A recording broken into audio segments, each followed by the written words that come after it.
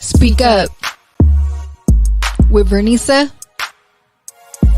and Jen. It's time to speak up. Hello, everyone. My name is Vernisa, Hey, y'all, this is Jen. and this is our podcast, Speak Up. What's up, Jen? Hey, girl. How are you? I'm good. How are you? Happy we're in a new month. Yes, I'm super happy. Happy that we're at episode 5, also on our newest segment, SpeakUpJV Now. Mm-hmm. Yes, for those of you that don't know, me and Jen are best friends, and we create this podcast to use our voices to motivate people to overcome life's challenges through self-love and respect.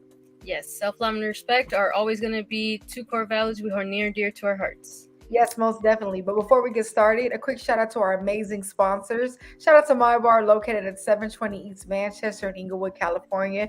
Get your nails, your lashes, your hair done. Ask for mine. Tell them that SpeakUpJV sent you. The Instagram is at myy.bar. And shout out to Crafted by 213. Is your partner tired of your lackluster performance in the kitchen? Are you tired of opening the fridge and not knowing what to cook?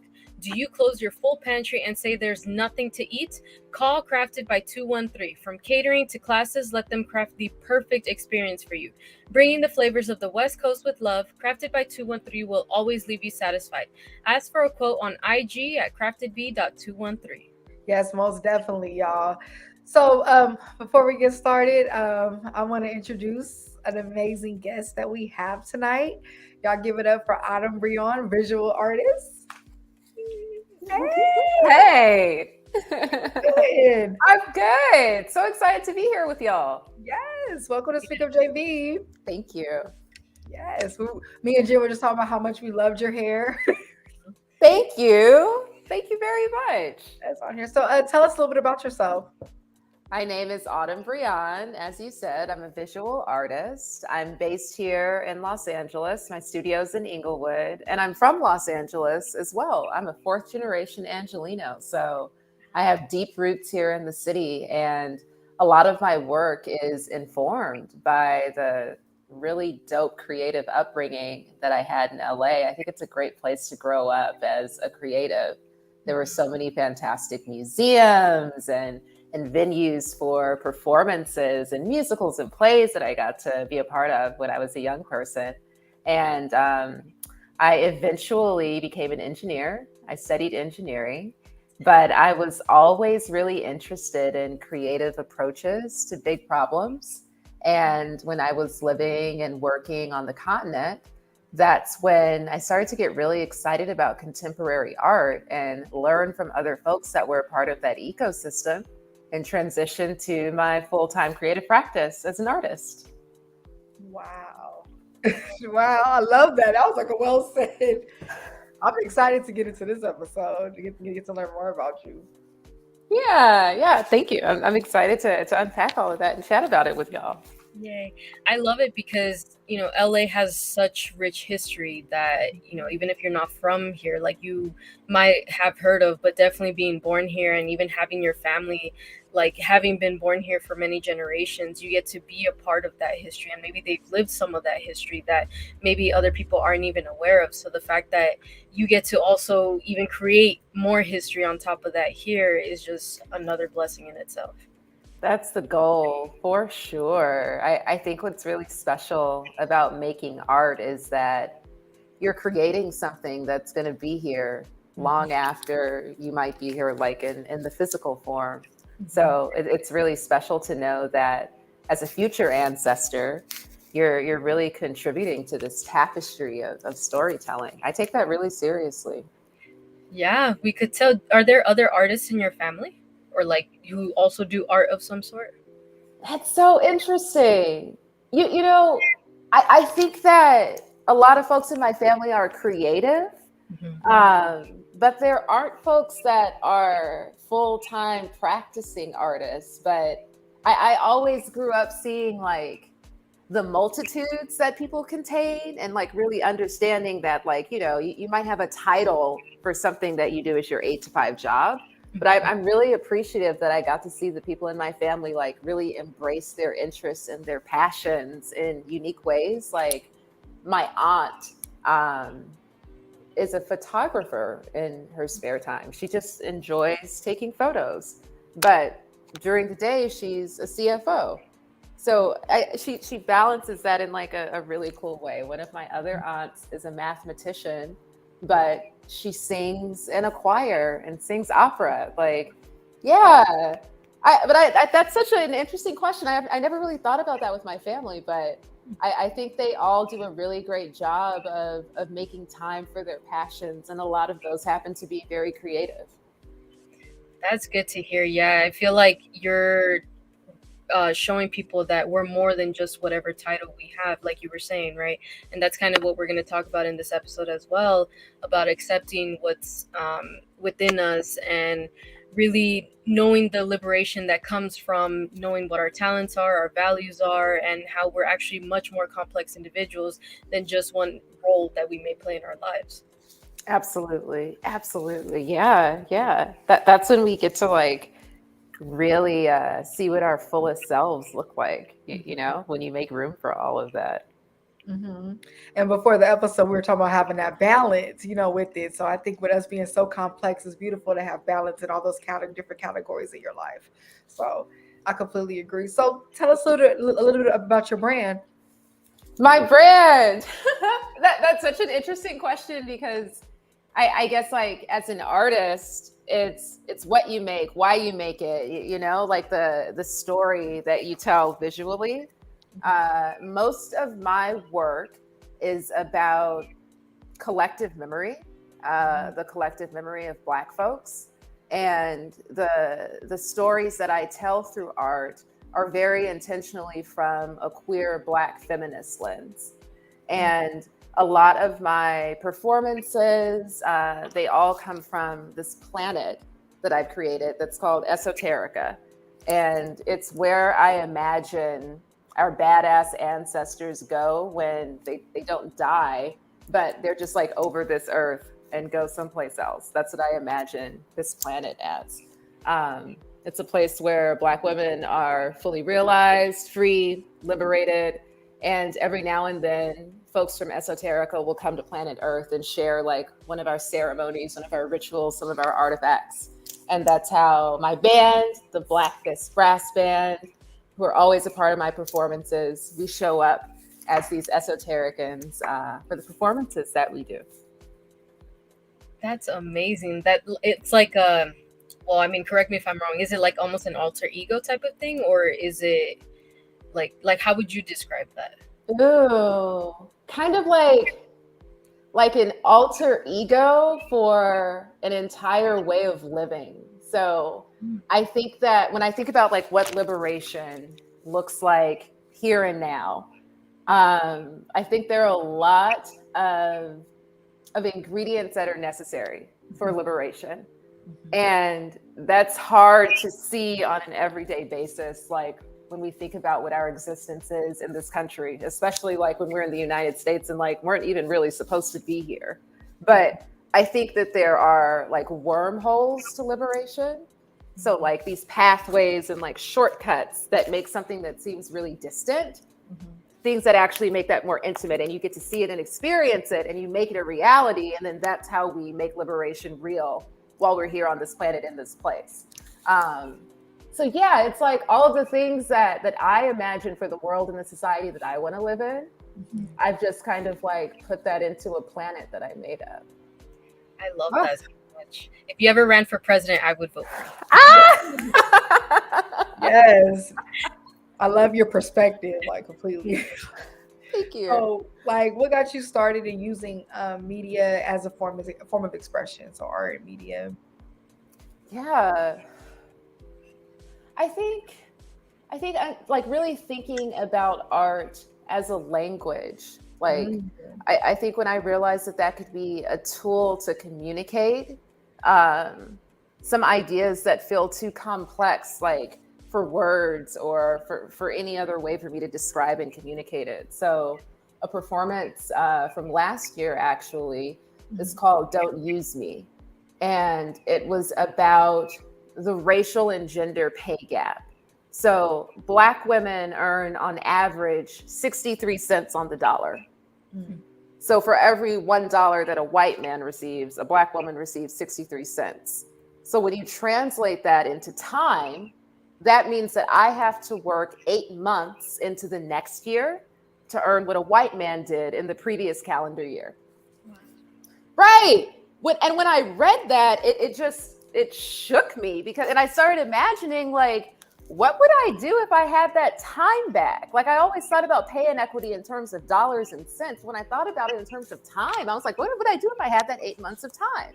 So I posed the same question to Black women. I started interviewing and surveying Black women, just asking what they would do with 8 months. And all of those responses, I folded into these flowers and wore them in this huge afro.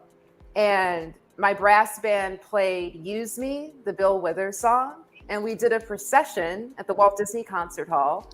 They set me down after I was carried on this palanquin. And I invited the public to touch my hair. One day out of the year, they were invited to do so. But I just said, you have to read a Black woman's words. You have to read what a Black woman said she would do with her 8 months of time. So we read those words out loud. And then I would release these self-portraits inspired by what women said they would do with their time. So it might be, the most common answer, honestly, was that a woman said she would rest. But it would be these different responses, and I would act it out, release it as a self-portrait. But I would intentionally use blockchain so that I could write in the Black woman that inspired that self-portrait as a co-creator, so that every time those editions would sell, she would earn some of the profits.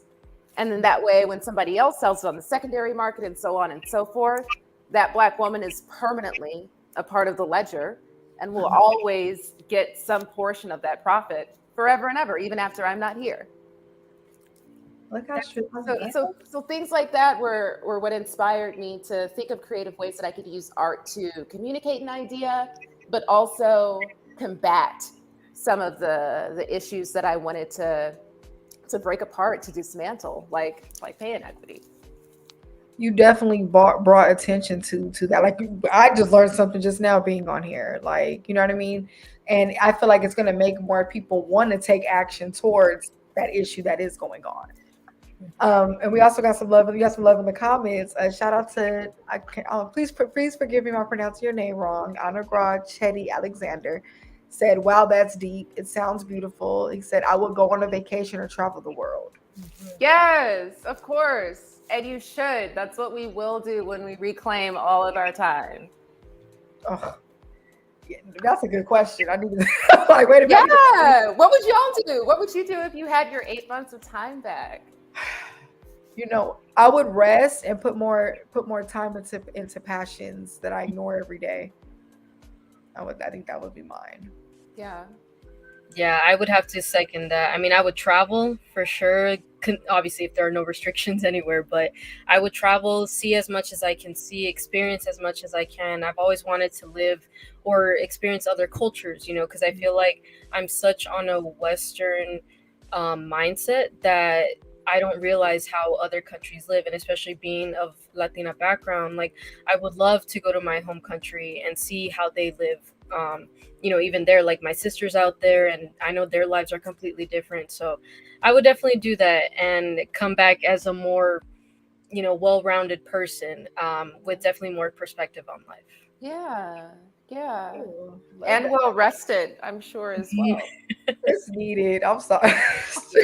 It kind of makes me sad in a way that was the most common answer, because it shows how much we don't rest, especially as women.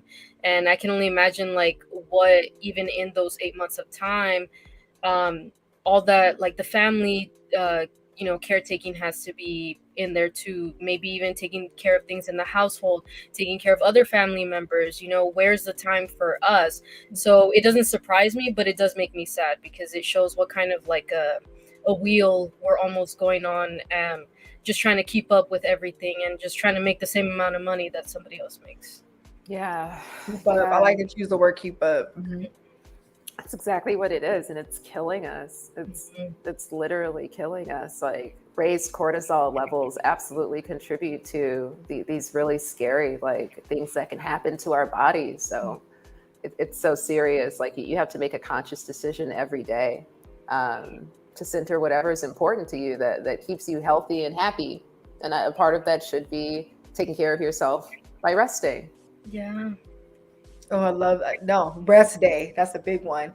We also got, I'm a mom, so they're my biggest responsibility. So going off what Jen said. And then shout out to Sammy Social in the comments. Woo! Hey, Sammy. She said, how do you protect your peace and make time for leisure? Ooh.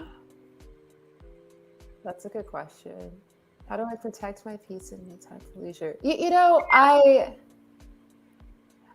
think of leisure as something that I try to make time for every day. So even if it's like micro moments of leisure, being intentional about that and trying to be like as disciplined about moments of leisure as I am about everything else that's on my calendar. That's a way that I can prioritize that for myself. That's been helpful for me. That was a good question. Yeah, it's like planning your rest in between your busy times. I think that's the best way to do it, because at least then you can time like how much of leisure time you're giving yourself to. Because I know obviously everybody has different responsibilities and their days look different. So I think that's a really good way. Even like you said, if it's a 10-minute or a 5-minute thing, I just need to breathe real quick. I need to meditate real quick. I need to stretch real quick. Like, I think that's a perfect way to do it. I think if I had to answer that, I would say I'm incorporating stretching more into my routine, especially since I am back active. The muscles can get more sore, obviously, as you get back on it. So it's been helping me a lot, but I use it as my time to not only work on my body, but to work on my mind as well. That my time of stretching, I'm not listening to music. I'm not listening to anybody talk. I'm not talking either. Like, those are just my 5, 10, 20 minutes, however long, for me to be me in that moment and just building myself up in strength as well as in my mindset strength. Yeah, because they're connected. Mm-hmm. All connected.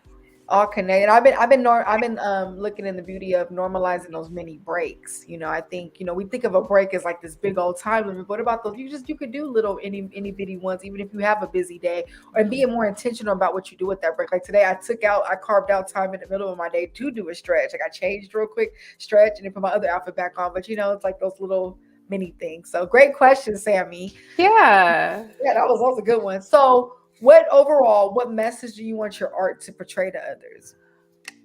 Ooh. I think it's actually similar to what I remind myself about leisure, that it's not a destination or something that comes later or that I reward myself with, but it's a part of my everyday life.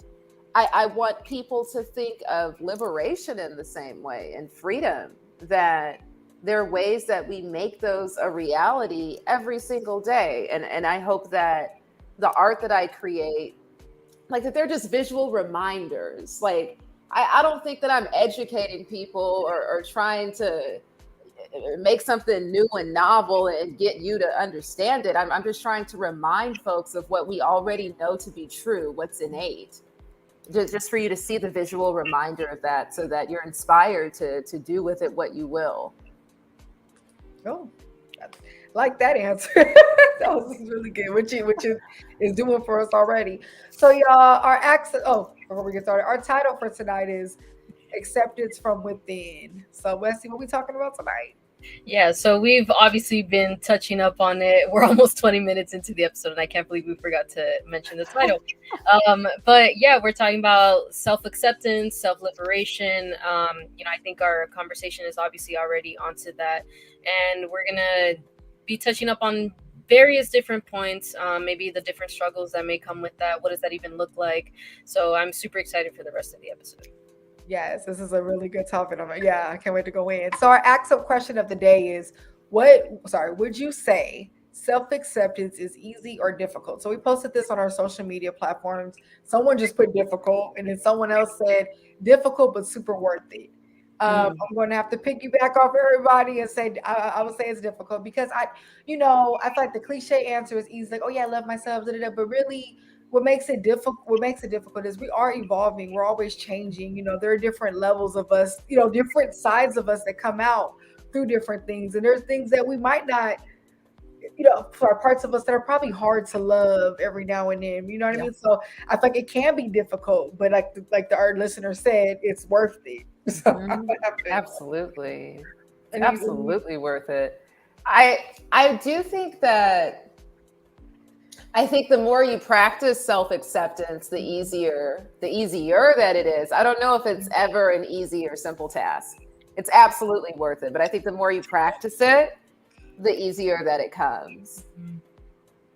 I like that answer. I agree 100%. I mean, I'm obviously piggybacking off of both of you. And I think what makes it difficult too is accepting yourself really means like knowing that you're taking ownership for most of the decisions you made in your life. Yes, certain things get thrown at us and we may not have control over those, but what we do afterwards, right, it's entirely up to us. And sometimes they may not be the best decisions. Maybe we don't know better. Maybe we think it can change. We have a million excuses for it. But in the end, when we make that mistake and we're finally learning from it, then I think that's where that self-acceptance is the most important part. But if we never get over the part of, oh, I made that mistake in the first place, then we might never get to that self-acceptance stage.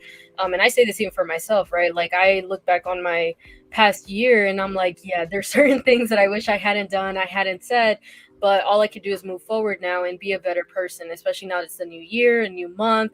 I'm looking forward to everything. I'm a lot more motivated, but then it's like I can't continue living in the past because nobody else is going to be able to, no one has a time machine, right? So nobody else is going to be able to change that, fix that or anything. So all I can do is move forward. So if anybody's struggling out there with the self-acceptance, I would say learn to accept that we are flawed. We are very complex human beings, but we also have to live and learn. Oh, that's so beautiful. She did that. Yeah. And the thing and then let's talk about too the relationship of self-acceptance and self-liberation. I feel like there is a freedom feeling of accepting who you are.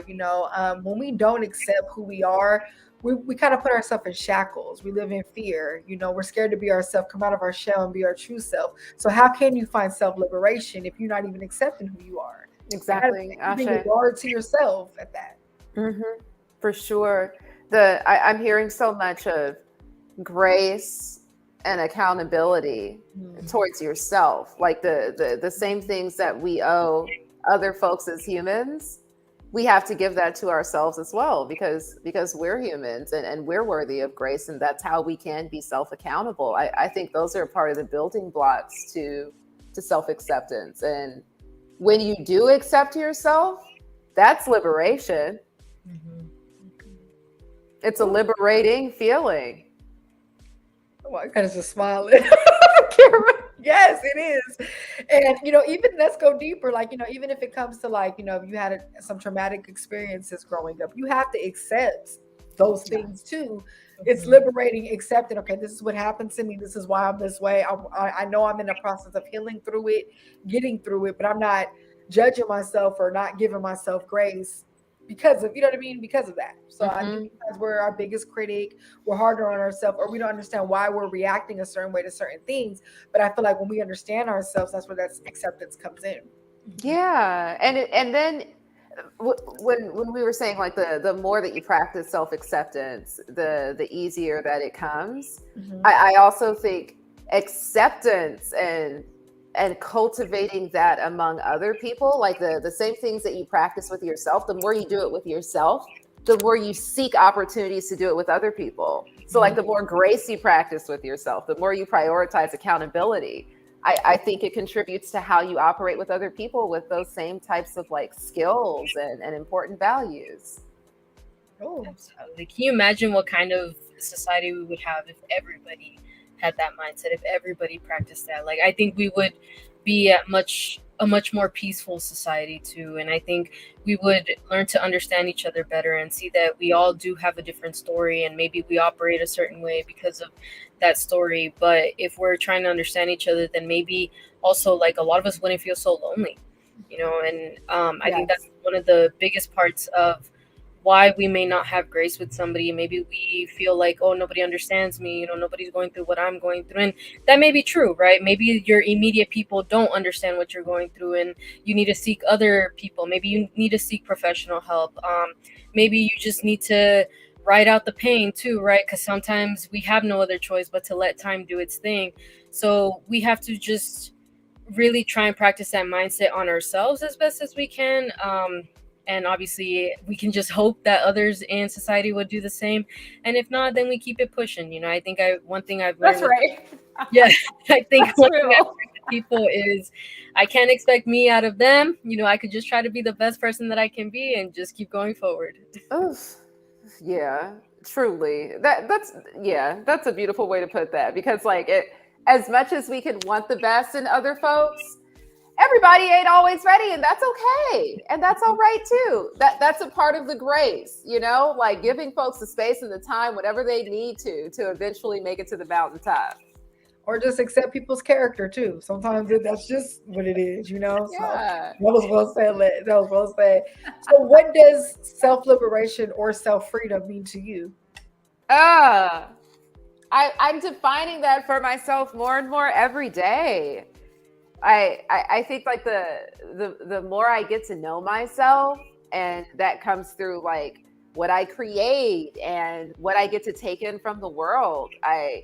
The more I get to know myself, the more of myself that I get to like accept. I think it's truly loving all of the different parts of me that make me me, and I have to know those different parts in order to love them. So the older I get and the more I get to see, the more that I get to kind of like add into what I love about myself. So I get more that I get to accept. I think that when I stopped trying to silo the different parts of me was really when I reached like a level of self-acceptance that like really fueled my creative practice. So not thinking of like, oh, this is what I do from 8 to 5, but this is what brings me joy. But this is how I like to learn. Like when I stopped like trying to separate things into little pods like that, I really reached a level of self-acceptance that I'm so grateful for. That's amazing, because you never stop being you just because you're in one place or another. They're just different parts of you, and that goes back to we are complex human beings, and that's why it's important for us to really realize even too what roles we are playing, right? Maybe in the professional workplace we have a specific title or something, and at home we have another title, but incorporating the two sometimes is necessary in the sense of, hey, I don't stop being like a mom just because I'm at work too. Like if something happens with my family, I do have to go check that out. I do have to go take care of that, and vice versa. But this is important because, like the relationship with yourself is the same way you would have a relationship with somebody else if you fell in love with them, right? You wouldn't fall in love with just one part of somebody. Exactly. So you have to fall in love with all parts of yourself. And I completely agree with you that the older you get, the more like, I don't know if that sounds weird, but like the more in love with yourself you should be. The more, that you should love. Oh, yeah, because just having a birthday pass, I was like, I'm loving me some more. Right. Feeling grown. Shout out to Jay So in the comments. What's up? Hey, good to see you here. Hey, Jay. Thank you for help. Oh, this is great.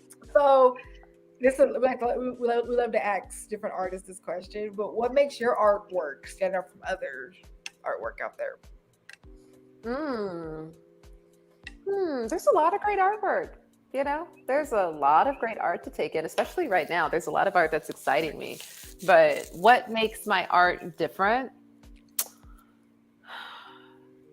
I think that I like to push boundaries. And I like to, again, not like educate or be like didactic in my approach, but just have reminders of what we already know to be true, or sometimes like kind of help to share the vocabulary of things that feel kind of like complex or hard to describe. So when we were talking about pay inequity, for example, all of us have had some feeling at some point in time where you're like, I'm not being paid enough for this, or I think that there's like a huge discrepancy, or whatever. Like, there has to be some kind of like some words, some numbers to describe something that I feel like inside of myself. I really love researching and finding information, and I can be kind of obsessive with it once I like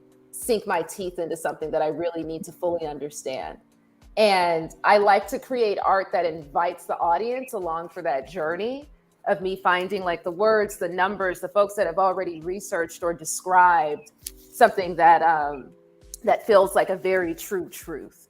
So I think that's something that's unique about my work, but also familiar. I like the feeling of familiarity that folks can have with my artwork. I love that, because it's almost like we're getting like a guide through your mind, like seeing what you're thinking, or you even getting a guide through others' minds, right? Like how you're saying, trying to find a word that describes how we may feel at a certain point. I think that's really important, because then it's like, oh yeah, I remember that, or yeah, that clicks, that describes it exactly. Like, I love that. And I love art that does that too. And definitely in seeing some of your art when we were, trying to gather information, we were both just like, wow, I think at some point when we were planning the episode, we just stopped talking and we're just admiring like what was on your website, everything. It was just amazing. Y'all, you got to go check it out if you haven't. Yes. Yeah. I love how you bring it to life. Like it already is reality, but you're like, yeah, you're really putting it right there for us. So that's very good. So y'all know our show focuses like on self-love and inner peace. So, I think with self-acceptance, it starts from within. Gotta have that self-love, gotta be working towards that inner peace to have that self-acceptance. Because it all starts with having that self-relationship. So me and Jim emphasize a lot on our platform, spending that alone time, getting to know yourself, and through different situations, tapping into your creative side, to your passions, like all these things create that self-relationship to create that self-acceptance and that self-comfortability. Absolutely.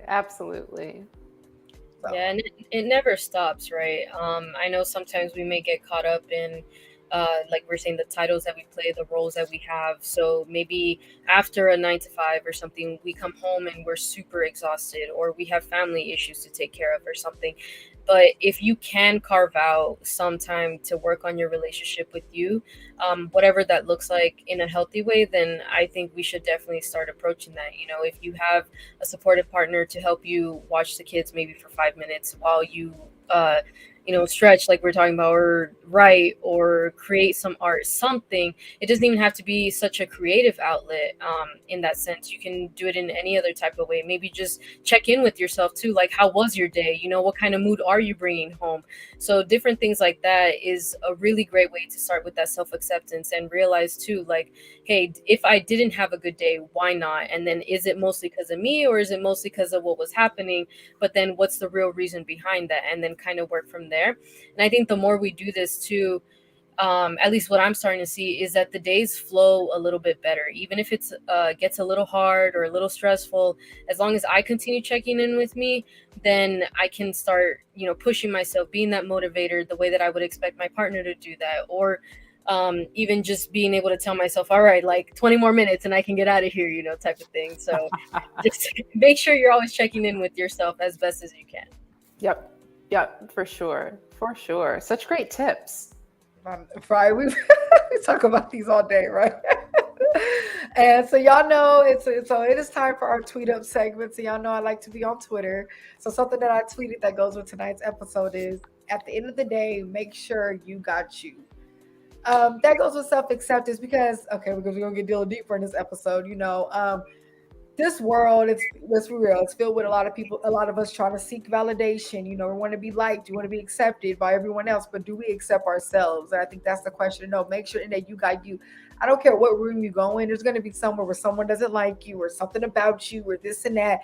But you have to have that confidence with yourself to know, I still got me at the end of the day, because we're not always going to be liked, or someone's cup of tea, or society's way, or whatever. But it's like, do you like who you are? Do you like who you see in the mirror, what you feel on the inside? I think those are the questions that we have to ask ourselves, because it is easy to get caught up in this world of, seeking validation.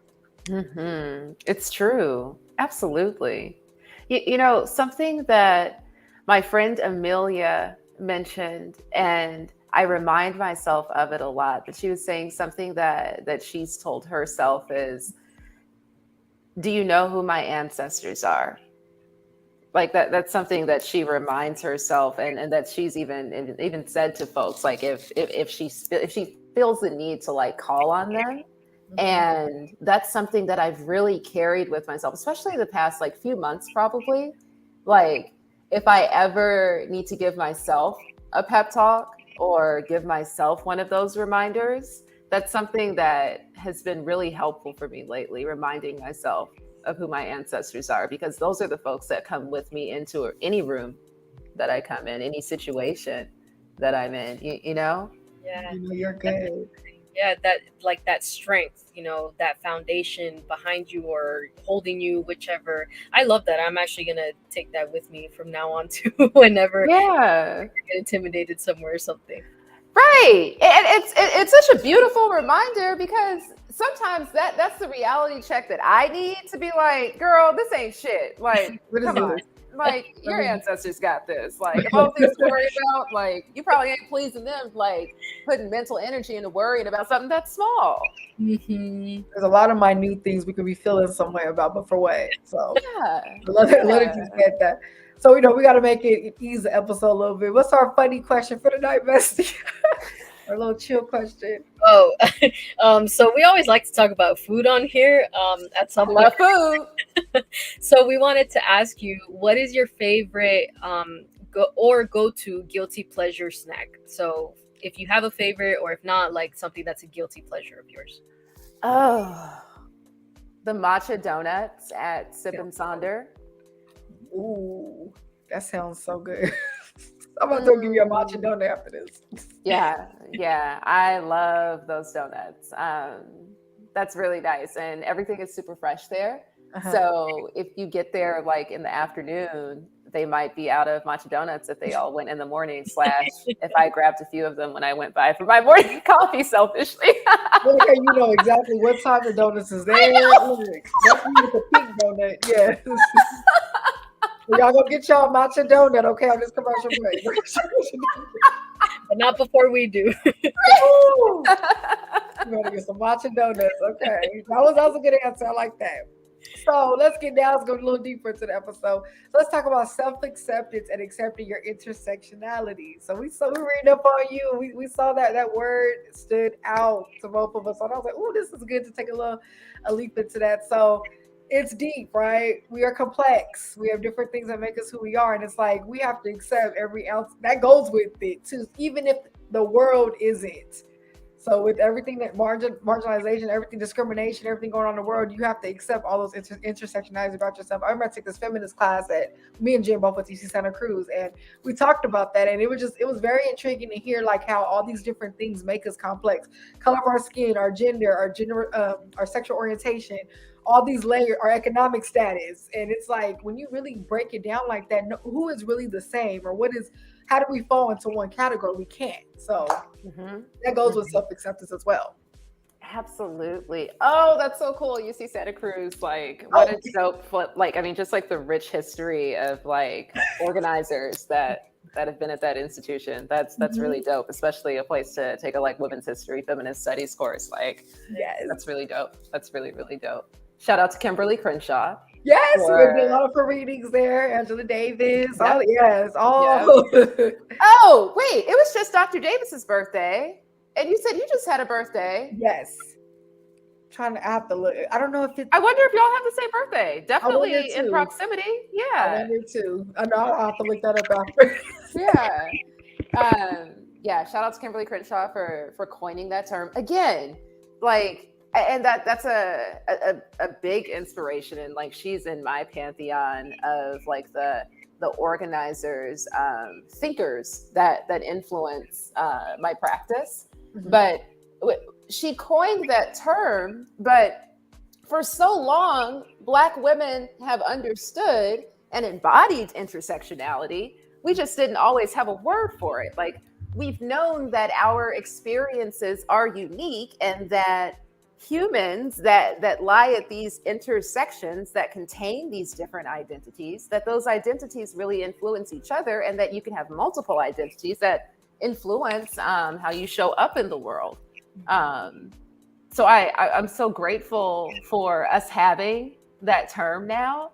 And I really appreciate the folks like Kimberly Crenshaw, whose shoulders we stand on. Yes. Oh my goodness. You took me back. to saw this. So, in your opinion, how do you think intersectionalities impact our community? How does intersectionality impact our community? And your own answer of that. I think that I really like the way that you put words to it, that you have to accept the different parts of yourself in a world that doesn't see those different parts, and for the most part that doesn't accept them. I grew up with Black women, and most of my community was Black women growing up. I was in a Girl Scout troop that was all Black girls, and my mom was our Girl Scout leader. My grandmother, great grandmother, and aunt were all Girl Scout leaders too. So I'm really grateful that I always, I had the benefit of growing up understanding the impact, the significance, and having names for the multiple identities that I exist at the intersection of. So that's always been a part of how I show up, how I operate. I do think that our community could benefit from understanding intersectionality a lot more. I think that we would be a lot further if we understood the unique experiences, specifically that Black women experience, like everything from our maternity mortality rates to like heart attacks that are way too often not diagnosed, or it's way too late in Black women just because there isn't data and research that's put into, again, these unique experiences that exist within communities. So I think that if we prioritized and centered those multiple identities, that we could get a lot more done a lot quicker. I love it. Oh, beautiful answer. I like that answer. I wasn't chiming in just because, I love to hear you speak, and I want this to be uninterrupted, right? So that everybody can really understand where we're trying to get to, because it is important. And I think the more specifically Black women tell their own stories as well, I think is one really big way to get that out there, right? To start thinking about the different identities that we may be living in, or that, just may exist in general. And you being at the forefront, willing to speak up and willing to say anything in front of any type of audience, I think is a really big step to getting that out there. So thank you for really shining a light on that. And anybody listening out there, I hope that this message has reached you. And since we're talking about, the marginalization, the discrimination that that is occurring in the community, what are some actions you think we can take towards creating more equity within the community? Like, I know it may not be a one-worded answer or a simple answer, but just like certain things that maybe you have done or are doing, or you've seen been done. Anything like that. Yeah, a question that I've been operating from lately, I actually heard it posed in this podcast that I really like, Octavia's Parables. And the hosts basically go through the chapters of Octavia Butler's books. And when they were doing Parable of the Sower, one of the hosts is Adrienne Maree Brown. I'm a big fan of her work, her books. The question that she posed was, what is the truest truth you've observed, and how are you organizing your life around it? I'm paraphrasing the question. And it was inspired by the protagonist of Parable of the Sower, Lauren Olamina. And she has this religion, Earthseed, that she's organizing folks around. And she says, the character, that Earthseed isn't something that she's created or like discovered. It's just a truth that she has observed. So it's basically like asking, what's your Earthseed? what's the truest truth you've observed that you're organizing your life around. So I think when we talk about freedom, you have to ask yourself, what's the truest truth related to freedom that you've observed, and how can you organize your life around it?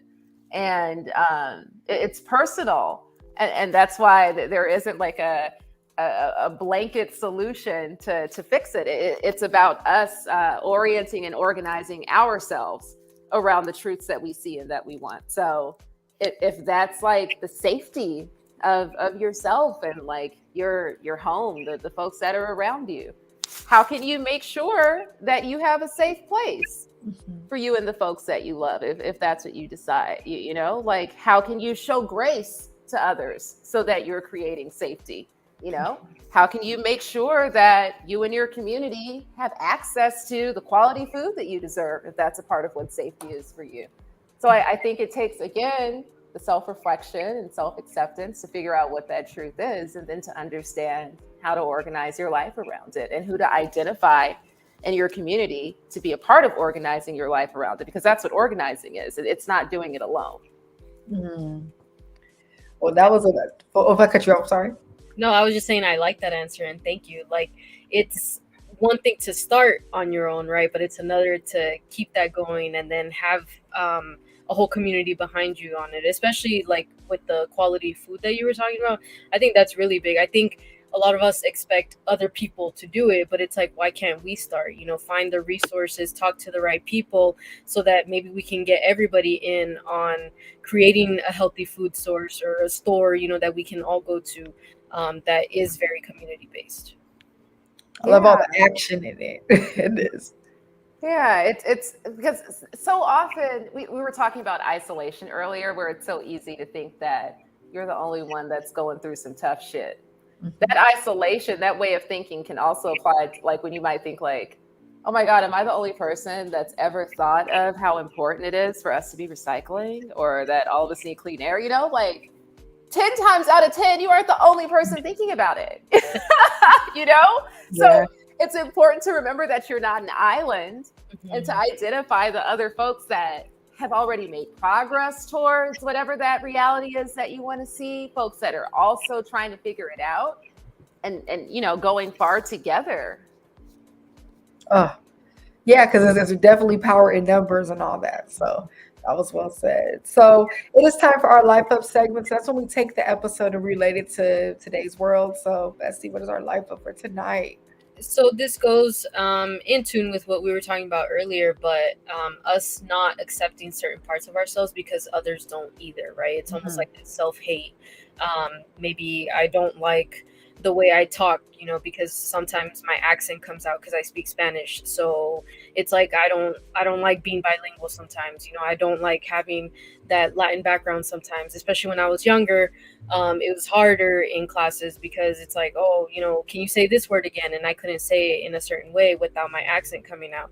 So now, obviously, like I embrace it, I love it, but it's just certain parts like that where we may feel almost ashamed of certain parts of our identity because we've been taught to, or you know, it's rooted in our history, or just been made fun of, or it's different, right? Sometimes I feel like when we're being here as Americans in the US, you know, we're thinking of a certain type of way of being an American, quote unquote, but there is no like identity to what an American actually is. So I think that's a really big part to starting that as well. But yeah, with this segment, that's what we wanted to get into, because we should not have self-hate. As easy as that may be to say, it's definitely something that is still prevalent in a lot of our communities. Yeah, Yeah. Wow. Thank you for sharing that and being so vulnerable and sharing what that felt like for you. Something that I'm starting to learn is that the parts of myself that I have tried to hide or that I feel shame around, the kind of power that I get to have when I choose to reframe whatever those parts are. And it's been liberating when I've seen those as like a superpower instead of a hindrance. You know, like things that we think make us so different or that aren't acceptable always give us some kind of advantage. Like there's a unique way that you get to see the world or pick a problem apart, for example, because of that unique perspective. You know what I mean? Like for example, when, I don't know if you felt the way that you felt, you said when you were in school, whenever you started learning like Latin root words, say, for example, or if you use that approach to like practice vocabulary for standardized tests and stuff like that, I'm sure you had a hell of an advantage.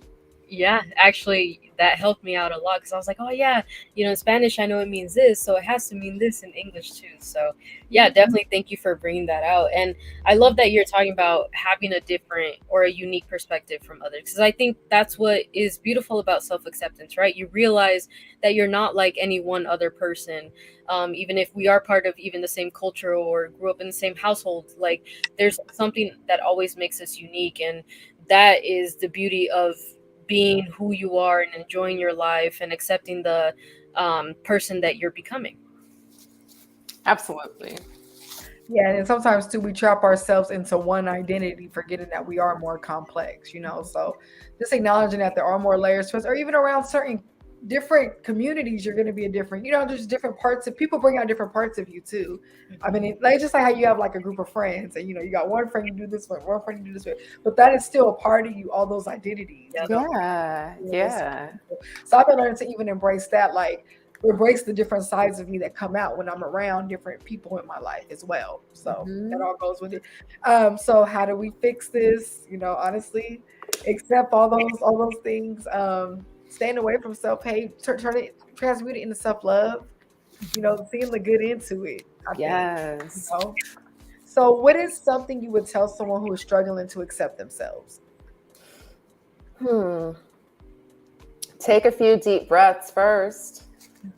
Breathing always helps me a lot when I'm going through it. If you can start with that, that's a good start. Yeah. Starting with gratitude after that. So take a few deep breaths and then find some things that you're grateful for, sitting yourself in some gratitude. And that reframing exercise, like if there are parts of you that you're having a tough time accepting because there's shame, trying to take the time to try to unpack that and figure out what's the unique perspective that you have because of whatever that you might be framing as shame. So figuring out a way that you can reframe whatever is giving you shame into a unique perspective that only you can have. Taking time to think about that. Love that reframe word. Well, I'm gonna have to meditate on that later. I like that.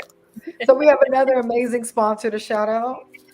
Shout out to Be Actual Natural. Why settle for less? All their products are created with you in mind for a goal to let your self-love show through your self-care. Their chemical-free hair and skincare products are handmade, plant-based, and free of fillers or preservatives. Treat yourself while you're taking care of yourself. Start your journey at www.beactualnatural.com or check them out on Instagram at beactualnatural. Yes, and tap in with Lakita's book. It is really good, by the way. So speaking of books, what is a book that changed your life? Oh, that changed my life. Oh, several books. And some books I come back to at different points in my life and a different part speaks to me. A Wrinkle in Time, when I was a kid, that definitely changed me. It inspired one of my tattoos, actually. A Wrinkle in Time was really special for me. Beloved definitely was really impactful. And that's one of those books that, I mean, most of Toni Morrison's work, but when I come back to it, like in different points in my life, like there are different parts of the book that I'm marking up and like highlighting and things like that. Those are two really important ones for me. Oh, like it. Well, yeah, I hope y'all listening out there. Check those books out. Yeah. So it is. Y'all know what time it is. It is time for our drink up water fact. So if you're listening out there, please pull out some water and drink some water. And Jen has a water fact for tonight. Tonight's water fact is avoiding dehydration by staying properly hydrated will improve the strength of the muscles that support your veins. Your veins rely upon strong muscles to provide additional support when they encounter high pressure from the blood that circulates throughout your body. If the muscles are not strong enough to provide support to the veins when faced with high pressure, the veins will start to weaken and collapse. If left weaken and collapse, then you could develop vein disease. So I thought this was really interesting because we think of, oh yeah, my blood's just flowing, right? If we get a cut, you see some blood, you think it's just easily flowing there. But have you ever thought about the pressure it takes for that blood to actually flow? Right. And this is why it's always emphasized to stay active, even keep moving as much as possible. But I didn't know how much water would probably or does play a fact into that as well, in moving that circulation. But it makes sense, right? We're mostly composed of water. So it makes sense that we need it throughout our body to not only get our nutrients, but to also get that blood going. So if you want to have a less chance, I would say, of developing vein disease, then make sure you are staying hydrated. Make sure you are drinking your water, y'all, because that does not sound fun. At all. I didn't know that. That's so scary. Learn something else. Oh, yeah. I will definitely remember that when I drink my water. Your veins as you drink it. Right. Yes, we got some self-acceptance, okay? Look. So that was our water fact with Jen. Now back to our episode. So where do you see yourself in 5 years? You and your art, actually, too, in 5 years. Manifest it. Yes. I definitely see myself continuing to use mediums to have these reminders, these visual reminders for folks. Honestly, like with some of the topics that I've made my art about, I hope that it's not an issue in 5 years. Like, I don't want to be talking about this shit. Like, I want Black women to be paid. I don't still want to be talking about 63 cents on the dollar years from now. I hope that some of the ideas that my art has been around, I hope that those are seen as archaic one day. So later on, the folks that come after us need to be like, what? 63 cents on the dollar? Like, I can't believe that. That couldn't have been real. That's what I look forward to in the future. But we will always need visual reminders of liberation. And I will be continuing to provide those visual reminders. Definitely doing it. I hope that does happen too, where it's like, what? That was really good. I was like, that's a good point. That was a really good point right there. Yes, put it out there. Yes, speak it into existence. I love it. Yes. So it is time for our quote up segment. So y'all know my bestie is a quotie, so she has a quote for tonight that goes with tonight's episode. Tonight's quote is, "What a liberation to realize that the voice in my head is not who I am. Who am I then? The one who sees that," by Eckhart Tolle. And I like this because it reminds us too that, we all have that critic in our head, that negative voice in our head. So sometimes it's a lie, right? That we tell ourselves, oh, I am not shit. I'm not doing this correctly. I'll never do this. When we use words that are so definitive in that sense, then we're limiting ourselves to what we potentially could be. So when we realize that we don't have to listen to everything that negative voice says, then we're taking back that power and we're realizing I'm actually the person who's not going to listen to that. So this quote was just a reminder of that and just adding more into that self-acceptance, that self-liberation that can happen. I love that. And best friend, I want to thank you for debunking the quote that way, because I didn't see it that way till you said it. And as of we were best friends for a while, for like 10 years. We had 10 years. I want to say, like, you've seen me struggle with worthiness and self-acceptance in the past. So it's like, it's just that good reminder, because that voice is powerful when it does come. Because as much as that positive voice comes in, we do have that other one that tries to fight it. But next time I feel like if I have that feeling, I'm going to think that it's not okay, that it's some liveness set in my head. So I appreciate you sharing that and debunking that on here. Yes, you got to talk back to that voice sometimes. Yeah, like, you know what? No, there's no time for that. Thank you. Goodbye. Bye. You had your show. Go. Yeah. No, that was well said. Very important too. So y'all listen out there. Feel free to type any affirmations you like to say to yourself to reverse that negative self-talk when it does come in. So, any upcoming projects or events you would like to share on here?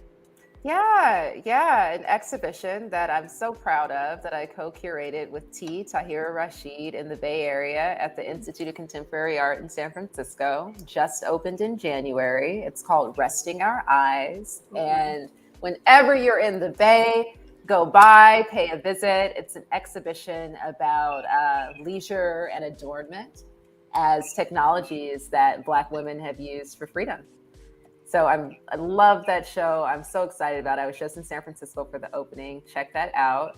T and I designed together jewelry with Sucre Couture with those reminders. So they're bamboo earrings that have quotes about Black feminist theory and our freedom in the earrings, and these beautiful rings that say nobody's free until Black women are free. So definitely check those out and find ways to adorn yourself every day. Oh, powerful. Y'all in the bed, you know where to go. Thank you for sharing. Oh, that was amazing. And it's time for our wrap-up segment. So how does this relate to self-love? Self-love is self-acceptance. You can't love what you don't accept. Accept it and love it. You know, we accept our friends' flaws, our romantic partners, our everybody else, their flaws, and them for who they are. We have to accept ourselves for who we are as well. You know, anyone close to you ever open up about a flaw and you're like, I love you anyway. Why don't we do that to ourselves though? So that's like really the thing that we're pushing. And I don't care what society's saying, what this world is saying, who's criticizing you, the voice in what you're telling yourself matters the most. So please silence that negative voice and have that self-acceptance. Yes. How do you practice self-love? Oh, the breathing. Loving my body. That's a big part of my self-love. So making sure that I'm taking care of myself and fully present.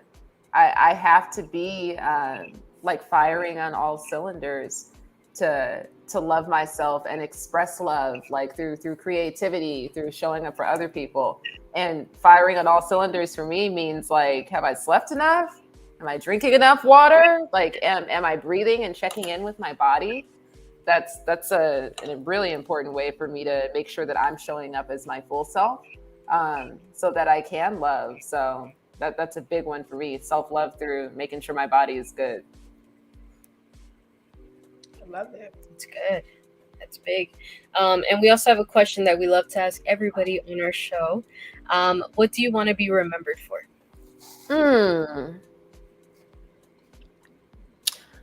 I want to be remembered for unapologetically sharing beautiful reminders of truth with the world. I love it.